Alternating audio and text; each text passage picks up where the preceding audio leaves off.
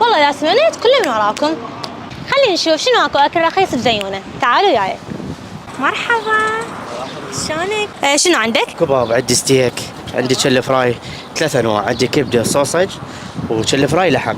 زين شوف خلي لي مشكل يعني معون مشكل خلي لي فيه من كل شيء. هلاو صحت لي صح كمال. عاشت ايدك على الترتيب.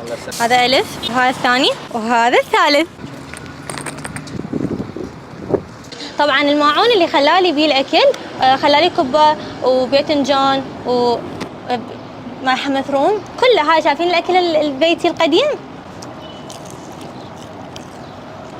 بيها حشو كلش هوايه. انا كلش احب الكبه اللي تكون لينه، هاي تخبل يعني طعمها كلش لطيف يموع بالحلق، بس هاي عروق حامل بس يلا نجربها عادي.